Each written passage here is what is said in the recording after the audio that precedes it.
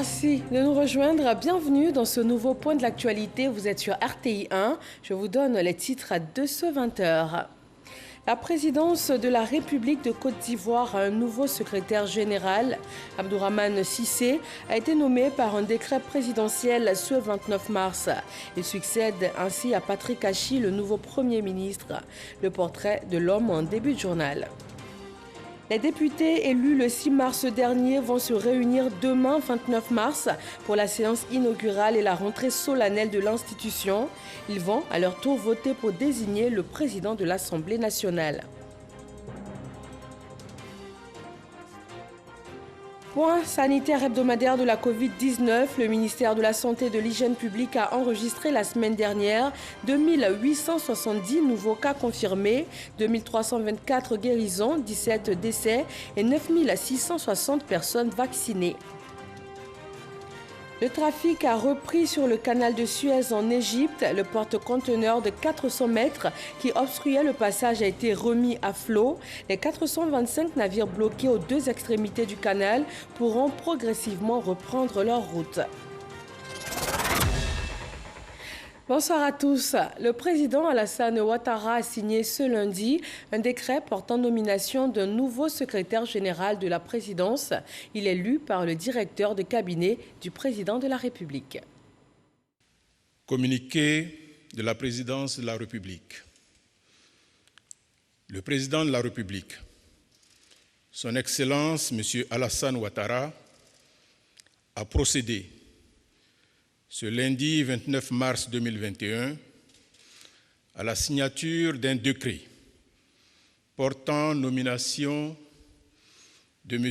Abdourahmane Cissé en qualité de ministre, secrétaire général de la présidence de la République, en remplacement de M. Patrick Jérôme Achi, nommé Premier ministre, chef du gouvernement.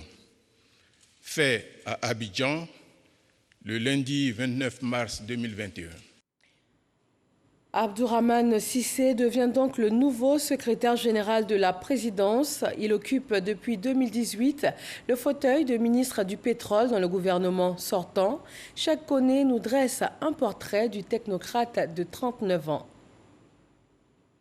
Le tout nouveau secrétaire général de la présidence, c'est lui, le ministre Abdourahmane Cissé. Il a été nommé ce lundi 29 mars 2021 par un décret signé du président de la République, Alassane Ouattara, qui fait de lui ministre et secrétaire général de la présidence de la République.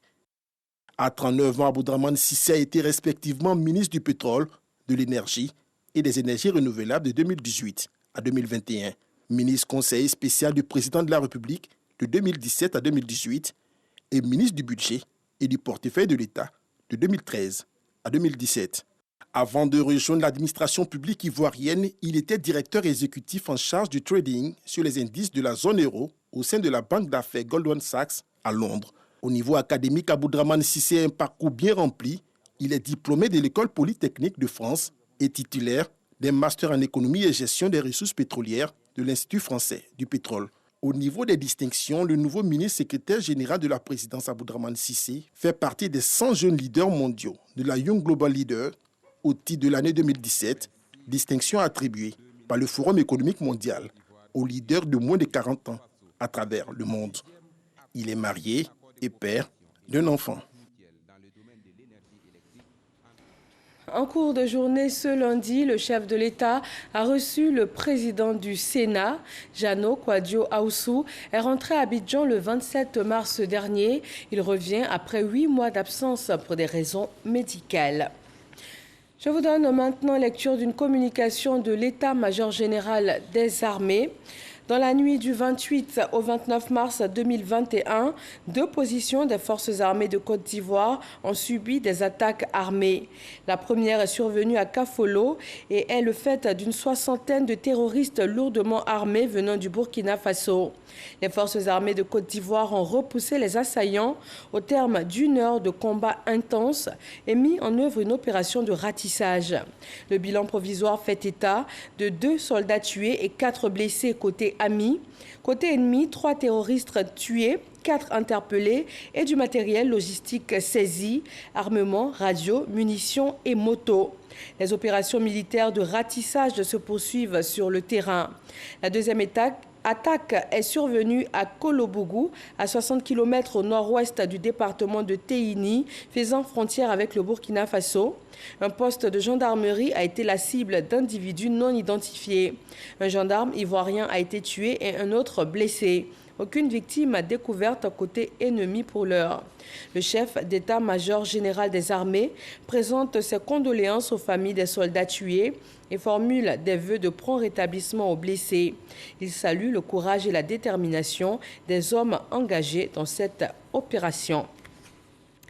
La Côte d'Ivoire et le Burkina Faso, 2 pays avec une relation d'amitié solide et une coopération à plusieurs niveaux, notamment sur le plan transfrontalier. Un accord cadre dans ce sens lie Yamoussoukro à Ouagadougou depuis 2019. Cet accord va maintenant être vulgarisé. Les commissions nationales des frontières des 2 pays se sont réunies avec les acteurs concernés. Clément Boko. Le préfet de la région du Bunkani et le gouverneur de la région du sud-ouest du Burkina Faso en visite officielle à Bayeldouo, Mossibougou, Nassatenga, Doropo et Kalamon. Des zones frontalières où la non-matérialisation de la frontière a occasionné bien de déficits. Les émissaires de la Commission nationale des frontières de la Côte d'Ivoire et celle du Burkina Faso n'ont pas manqué d'exhorter les populations à la cohabitation pacifique. Comme il est dit au niveau donc de nos commissions nationales de frontières, il y a une seule phrase à retenir. Au-delà de nos frontières, restons frères et sœurs pour notre propre bien-être. Le plus important pour les populations, c'est simplement la satisfaction de leurs besoins au quotidien, notamment les besoins sociaux. Leur préoccupation n'est pas de connaître la bonne, mais de savoir que leurs préoccupations sont vraiment au cœur des politiques des 2 gouvernements. La volonté des 2 gouvernements, c'est de faire en sorte que autant les populations qui sont au centre, au nord, bénéficient des bienfaits du développement, il faut que ces populations reviennent aussi vont bénéficier du même développement. Et nous leur disons, si c'est le Burkina qui va investir, ou c'est la Côte d'Ivoire qui va investir, ces investissements sont faits dans l'intérêt des populations et non des pays. Quitte à demain, lorsque la démarcation va se faire matériellement, dire cette infrastructure est située en Côte d'Ivoire ou est située au Burkina. En plus des conflits fonciers, des problèmes de voirie, d'infrastructures éducatives, de télécommunications, d'adduction en eau potable, les populations ont souhaité qu'un accent particulier soit mis sur la sécurité. Les administrateurs ont, quant à eux, rassuré les populations sur les efforts consentis par les 2 États pour traiter la question de la sécurité en priorité. Demain, mardi 30 mars, l'Assemblée nationale de Côte d'Ivoire va élire son nouveau président. Les députés élus à l'issue du scrutin du 6 mars dernier vont à leur tour choisir par voie de vote leur président au cours d'une séance inaugurale. Et la rentrée solennelle d'ouverture de la session ordinaire 2021 aura lieu le jeudi 1er avril prochain. Moussa Konaté. Reprise des activités à l'Assemblée nationale. Le coup d'envoi sera donné ce mardi avec la séance inaugurale. Une réunion des députés au cours de laquelle se tient l'élection du président de l'Assemblée nationale. Des détails sur ce premier rendez-vous sont donnés par Alain Akapo Adra, le secrétaire général de l'institution. Pour une législature qui débute, la première activité que nous devons faire, c'est élire le président de l'Assemblée nationale pour que ce président élu puisse, lui, conduire les autres activités de l'Assemblée nationale. Donc c'est cette activité qui va consister en l'élection du président de l'Assemblée nationale que nous appelons séance inaugurale. Et cette séance inaugurale-là, elle a lieu une seule fois chaque 5 ans. Après l'élection du président de l'Assemblée nationale, ce sera au tour de la rentrée parlementaire des députés. Elle est prévue le premier jour ouvrable du mois d'avril. Cette année 2021, la cérémonie solennelle d'ouverture de la session ordinaire se tiendra ce jeudi 1er avril. Lorsque le président aura été élu, ce sera donc à lui de conduire les autres activités de l'Assemblée nationale.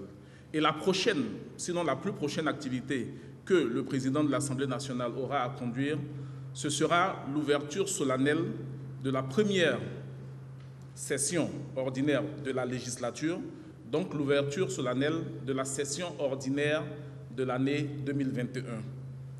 Pendant les 5 ans que cette législature va durer, chaque premier jour ouvrable du mois d'avril, le président de l'Assemblée nationale va ouvrir de façon solennelle la session ordinaire. Notons que 249 sièges ont été pourvus au sortir du scrutin du 6 mars dernier. Les élections seront reprises dans 6 localités, dont 4 pour des raisons d'annulation par le Conseil constitutionnel et 2 pour cause de décès de candidats. Cette séance inaugurale de l'Assemblée nationale demain a un ordre du jour unique, l'élection du président. Comment va se dérouler le vote? Qui sont les candidats en lice? Comment est constitué le bureau de séance? Le mode opératoire du vote avec Michel Digré. De façon pratique, la séance inaugurale est conduite par un bureau de séance, dit bureau d'âge, statutairement présidé par le doyen en âge des députés. Celui-ci est assisté par les 2 plus jeunes en âge des députés qui font office de secrétaire de séance. C'est donc à ce bureau de séance qu'il échoit le plein pouvoir d'enregistrer les candidatures au poste de président de l'Assemblée nationale, d'organiser puis de superviser les opérations de vote. Tout député peut être candidat à l'élection du président de l'Assemblée nationale. Pour ce scrutin, ils sont 4 en lice. Amadou Soumaoro, Konaté Vassiriki, Traoré Mariam, tous du RHDP, et Nzi Nda Afo Eliane du PDCI RDA. Le président de l'Assemblée nationale est élu pour la durée de la législature au scrutin uninominal secret à la majorité absolue des députés présents au premier tour. Si cette majorité n'est pas obtenue, au premier tour, seuls les 2 candidats ayant obtenu le plus de voix se présentent à un second tour qui a lieu au plus tard dans les 15 jours suivant le premier tour. Une fois terminée, cette élection marque ainsi la constitution de la nouvelle Assemblée nationale. Le système d'état civil est en pleine mutation en Côte d'Ivoire. L'Office national de l'état civil travaille à le moderniser. Et pour cela, il forme les acteurs principaux sur la mise en œuvre de la stratégie nationale. Kader Sogodogo. Une insuffisance du cadre juridique, une faiblesse de l'infrastructure, une gouvernance, une coordination et une organisation inadaptée, ce sont quelques mots qui ont pendant plusieurs décennies affaibli l'état civil ivoirien. Des données de déclaration de naissance ou de décès qui ne répondent certainement pas à la réalité. Le gouvernement ivoirien a donc entrepris des réformes. C'est justement pour imprégner les acteurs qu'un séminaire sous l'égide de l'Office national de l'état civil et de l'identification, ONESI, est initié à l'endroit de 475 sous-préfets, 201 maires, 37 magistrats et 33 directeurs régionaux de santé. Il s'agit bel et bien d'informations sur la mise en œuvre de la stratégie nationale de l'état civil. Les objectifs spécifiques étant la mise en place des systèmes d'information de l'état civil pour atteindre l'universalité de l'enregistrement des faits d'état civil par la rationalisation des processus grâce aux nouvelles technologies de l'information, l'enregistrement de l'identité de tous les individus qui vivent sur le territoire ivoirien, incluant ceux dépourvus d'actes de naissance, et la sécurisation de celles-ci par des données biométriques fiables. Pour un état civil nouveau et performant, la Côte d'Ivoire a le soutien de l'Union européenne. Tel qu'il existe actuellement, le système ivoirien d'état civil ne garantit donc pas le pilotage efficient des politiques publiques et ne permet pas à la population d'exercer ses droits fondamentaux, ni de s'insérer socialement et économiquement. Ainsi, l'Union européenne, l'année de ses 60 ans de présence en Côte d'Ivoire, est fière d'apporter un soutien à la réforme de l'état civil, au renforcement de cet état de droit. Nous sommes présents à hauteur de 3,2 milliards de francs pour apporter des capacités techniques pour les acteurs clés de la réforme, soutenir la dynamique de coordination et également mener un plaidoyer en faveur d'une mobilisation des ressources de l'État. L'état d'avancement de la mise en œuvre du registre national des personnes physiques, les changements majeurs de la nouvelle loi sur l'état civil, le projet de digitalisation de l'état civil. Ce sont quelques matières au programme du séminaire qui va durer 3 jours. Droits de l'homme en Côte d'Ivoire, le Conseil national fait le point avec le corps diplomatique accrédité dans le pays. C'est une rencontre périodique qui a permis d'échanger sur les grandes lignes de la situation des droits de l'homme sur la période du 30 novembre 2021 au 24 mars 2021. Laure Goretti et Moussa Konaté. 2800 détenus sont en attente d'un premier jugement. 448 femmes vivent en milieu carcéral. Des effondrements d'immeubles qui endeuillent des familles. Ce sont entre autres les observations du Conseil national des droits de l'homme devant le corps diplomatique accrédité en Côte d'Ivoire. La présidente Namizata Sangari a exposé sur la situation des droits de l'homme dans le pays depuis le mois de novembre 2020 à ce jour. Les chancelleries accréditées en Côte d'Ivoire ont au cœur de leur agenda la question des droits de l'homme. Et donc nous, en tant qu'institution en charge de cette thématique, il est bon de créer cette interaction avec ces représentants accrédités dans notre pays, améliorer les compréhensions sur certains points qu'ils ne comprennent pas souvent, et puis solliciter également leur accompagnement sur des activités qui nous permettent en tout cas de dérouler le mandat qui est le nôtre. Grâce à ces actions de promotion des droits de l'homme en Côte d'Ivoire, le CNDH est passé du statut B au statut A de l'Alliance mondiale des institutions nationales pour la promotion et la protection des droits de l'homme. Une performance dont se réjouit la présidente de l'institution. L'institution doit avoir les moyens pour dérouler sur le terrain des activités avec les populations, leur faire connaître leurs droits et protéger leurs droits. Et le Conseil national des droits de l'homme vient d'être hissé au rang A parce que, après la réforme, nous sommes une institution créée conformément aux principes de Paris et une institution que les Nations Unies ont estimé qu'il y a un dynamisme continu. Cette rencontre est dénommée le briefing du corps diplomatique. D'autres points, tels que le bon déroulement des législatives 2021, étaient à l'ordre du jour. La prochaine rencontre est prévue pour le mois de juin. Ce briefing prend donc en compte la période de novembre 2020 jusqu'à mars 2021. Les droits de l'homme incluent le droit à la vie et à la liberté. Ils impliquent que nul ne sera tenu en esclavage. Dans cette optique, une équipe ghanéenne en charge de la lutte contre le trafic illicite des êtres humains séjourne à Abidjan. Le point de la rencontre avec la ministre de la Solidarité, de la Cohésion sociale et de la lutte contre la pauvreté, c'est avec Franck Kouadio. La sous-région ouest africaine déterminée à mettre fin au phénomène de la traite des personnes, c'est l'objectif de la visite du HTIS, le secrétariat ghanéen à la lutte contre la traite des personnes, à la ministre Mariatou Koné. Accompagnés des responsables d'Expertise France, les autorités ghanéennes sont venues exprimer leur volonté à renforcer la coopération avec la Côte d'Ivoire pour l'éradication de ce phénomène. C'est pour montrer encore une fois l'importance de la collaboration qui, à la base, est l'objectif principal de notre présence ici. Donc je tiens encore à lancer un message fort à toutes ces personnes-là qui pratiquent la traite pour qu'elles comprennent que ça va devoir s'arrêter. Nous sommes là spécifiquement pour ça, nous allons y travailler. Et en tout cas, on tient à dire merci à nos homologues de la Côte d'Ivoire. Selon le CNLTP, le Comité national de lutte contre la traite des personnes, 1193 victimes de traite ont été secourues et 84 individus interpellés, dont 40 condamnés pour traite d'êtres humains entre 2019 et 2020. Le phénomène demeure préoccupant malgré les efforts des gouvernements.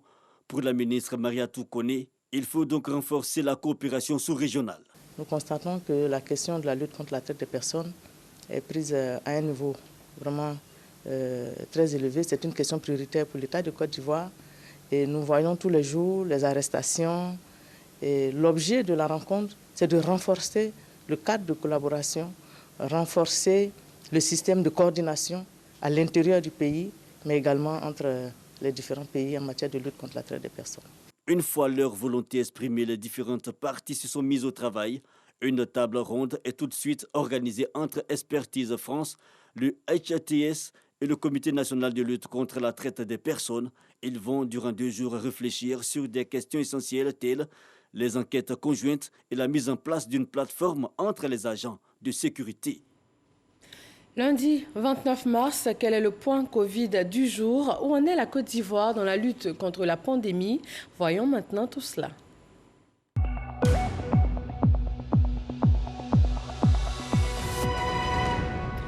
Le ministère de la Santé et de l'Hygiène publique enregistre ce 29 mars 242 nouveaux cas de Covid-19 sur 3002 échantillons prélevés, soit 8,1% de cas positifs, 576 personnes déclarées guéries et 2 décès. Voilà le point pour ce lundi. On voit maintenant celui de la semaine du 22 au 28 mars. Il en ressort un total de 2870 nouveaux cas confirmés, 2324 nouvelles guérisons, 17 décès notifiés et 9660 personnes vaccinées. Jean-Marc Djadji. Ce 144e point sanitaire de la Covid-19 intervient dans la préparation des fêtes pascales 2021. La Côte d'Ivoire enregistre à ce jour 43 180 cas confirmés, 38 719 guéris et 34 388 personnes vaccinées. Au niveau de l'intérieur du pays, seuls 5% des cas confirmés sont enregistrés. Face à cette situation, le ministère de la Santé et de l'Hygiène publique invite les populations à respecter les mesures préventives afin de préserver cette partie du pays en cette semaine de festivités due à la Pâques. Pâques qui nous graine, comme nous avons dit, assez de monde et occasionne un déplacement massif de population des grandes villes ou des zones forestières vers les villages du centre de la Côte d'Ivoire. Le ministère de la Santé et de l'Hygiène publique exhorte les populations à la vigilance et la prudence durant ces moments de grande festivité afin que la sécurité sanitaire soit de mise aussi bien dans les églises que dans les villages, notamment le respect des mesures barrières. Le porte-parole de la police nationale recommande à tous les guides religieux et transporteurs la sobriété en tout lieu de rassemblement en cette période pascale. Invitons dans la même veine les guides religieux, dont nous saluons ici le sens aigu de responsabilité dans cette épreuve pandémique dévastatrice que nous subissons depuis déjà 13 mois, à demeurer fermes et vigilants à chacune des occasions de prêche. Cette période sera également l'occasion de nombreux mouvements de population par les transports intra- et interurbains. Invitons ce faisant les syndicats des transporteurs, des chauffeurs et autres acteurs des transports en commun à veiller à la stricte observation des mesures barrières. Le ministère de la Santé et de l'Hygiène publique invite encore les populations à la responsabilité et à la citoyenneté en cette fête pascale 2021. Et on se rend dans la région du Kabadougou, précisément dans la sous-préfecture de Dioulatie-Dougou. Plus de 1000 tonnes de fèves de cacao y ont été produites la campagne dernière. Mais la situation géographique crée de nombreux problèmes aux producteurs. Le cacao est bien souvent acheté à vil prix et la route est impraticable pour l'évacuation des productions. Soro Corona s'y est rendu. Il nous relate le quotidien de ces producteurs. Boroba, village de la sous-préfecture de Dioulatie-Dougou, région du Kabadougou. Peuplé d'à peine 300 âmes en 2013, ce village compte aujourd'hui 4000 habitants. Un peuplement accéléré du fait de la culture intensive du cacao dans cette zone jadis hostile à la production de ce produit d'exportation. On avait l'impression qu'il y a certaines régions de la Côte d'Ivoire qui sont naturellement défavorisées. Mais on se rend compte que Dieu n'a pas oublié la région du Nord, particulièrement la région du Kabadougou.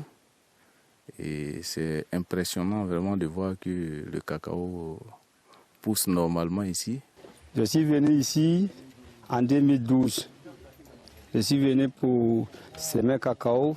Je peux trouver au moins 15 hectares. En effet, les premiers pieds de cacaoyers ont été plantés dans cette nouvelle boucle depuis 6 ans. Pour la campagne de commercialisation du cacao de l'année 2020, plus de 2000 tonnes ont été collectées. Dans ce campement, 100 tonnes sont déjà produites cette année. Des chiffres qui ne reflètent pas la réalité du fait du trafic illégal et de l'achat clandestin du cacao. Toutes choses qui concourent au non-respect du prix Bourchamp fixé par le gouvernement. Il y a d'autres acheteurs qui viennent et disent que nous sommes dans une zone inconnue. Ce qui fait que nous n'avons pas l'accès au prix donné par l'État. La volonté de ces braves paysans de produire plus de cacao dans la région se heurte à de nombreux obstacles. C'est le même problème de route, il n'y a pas de route. Quand les pisteurs viennent s'installer à Djoulatiérou ou à Bogoba, pour faire sortir ici, donc ils ont problème. Par rapport à la pourriture, nous demandons à l'État de pouvoir nous fournir des produits phytosanitaires et traiter les champs pour que la production d'eau dîner de Bogoba soit vive. Conseil cacao, le sous-préfet les a invités, on dirait 2 ou 3 fois. Ils sont venus, ils sont allés voir au champ, mais pour le moment, on n'a pas encore la suite. Le sous-préfet de Djilatié-Dougou sillonne les villages et hameaux pour l'encadrement des producteurs, pour le bonheur du cacao ivoirien dans cette nouvelle boucle. Le journalisme économique et financier au service du développement, voilà le sujet principal qui a meublé les échanges lors du tout premier forum africain de la presse économique et financière. Un rendez-vous consacré au journalisme de développement. Didier Nguessan. Mettre la plume et le micro au service du développement à travers la vulgarisation de l'information économique et financière. C'est l'objectif de ce premier forum africain de la presse économique et financière qui, durant 2 jours, va donner la parole aux spécialistes des questions micro- et macroéconomiques du continent afin de les rendre plus accessibles au grand public. Quand on dit économie, c'est l'école, l'éducation, l'emploi, la santé, le genre, le capital humain, l'environnement. C'est la somme de toutes nos énergies. Donc il est capital d'y penser. Donc nous, journalistes économiques et financiers, nous avons un rôle important à jouer dans l'éducation financière, économique et financière de nos populations et dans la croissance de nos pays. Si l'économie impacte au quotidien les ménages, la presse spécialisée en économie et en finance n'est pas très abondante en Afrique subsaharienne. Ce forum va contribuer à combler ce déficit. Le journalisme économique et financier joue à la fois un rôle de veille stratégique et d'intelligence économique. Ces activités revêtent un intérêt singulier en termes d'opportunités d'anticipation, en vue d'apporter des réponses aux préoccupations et attentes légitimes des populations. En termes de publication en la matière, le ministère de l'Économie et des Finances met à la disposition du grand public des informations économiques et financières de diverses natures à travers des périodiques dont la Côte d'Ivoire en chiffres, la note de conjoncture, le rapport économique et financier, le tableau des opérations financières de l'État. Panels, ateliers et débats vont meubler ce forum. Mohamed Ibn Chambas, le représentant spécial et chef du bureau des Nations Unies pour l'Afrique de l'Ouest et le Sahel, est en fin de mission en terre ivoirienne. Le ministère des Affaires étrangères a offert un dîner d'adieu en son honneur. Laure Goretti et Rigoré. Mohamed Ibn Chamba, représentant spécial du secrétaire général et chef du bureau des Nations Unies pour l'Afrique de l'Ouest et du Sahel, quitte définitivement la Côte d'Ivoire. Le ministre des Affaires étrangères, Ali Koulibaly, a salué l'homme et l'a remercié pour ses actions de consolidation de la paix pendant sa mission en Côte d'Ivoire. Un dîner gala a été organisé pour l'occasion. Faiseur de paix, votre engagement sans faille à travers vos actions de proximité auprès des autorités ivoiriennes et l'objectivité des informations contenues dans les rapports périodiques du secrétaire général sur les activités du Bureau des Nations Unies pour l'Afrique de l'Ouest et le Sahel ont grandement contribué à l'évolution positive de la situation dans notre pays. Mohamed Ibn Chamba a été élevé au grade de commandeur de l'ordre national ivoirien. Le diplomate ghanéen a en retour dit sa gratitude aux autorités et au peuple ivoirien. Je suis confiant que les autorités ivoiriennes, sous le leadership dynamique, visionnaire de Monsieur le Président, ainsi que toutes les parties prenantes, continueront de démontrer leur détermination à œuvrer pour la consolidation de la paix dans l'intérêt supérieur de la Côte d'Ivoire et des Ivoiriens. C'est depuis 2014 que le diplomate ghanéen est représentant spécial du secrétaire général et chef du bureau des Nations Unies pour l'Afrique de l'Ouest et du Sahel. Mohamed Ibn Chamba a prôné pendant sa mission les idéaux des Nations Unies pour la paix, la stabilité et le développement, non seulement en Côte d'Ivoire, mais en Afrique. Dans l'actualité internationale, le trafic a repris sur le canal de Suez en Égypte. Cette voie maritime majeure qui voit passer environ 10% du commerce maritime international était bloquée par un porte-conteneurs de 400 mètres de long. L'autorité du canal a annoncé que le porte-conteneurs en question peut désormais reprendre sa route en ouvrant ainsi la voie aux 425 navires bloqués aux deux extrémités du canal. Il va falloir 3 jours et demi environ pour résorber les embouteillages créés. Merci de vous informer sur RTI 1. Retrouvez-nous également sur les www.rti.ci.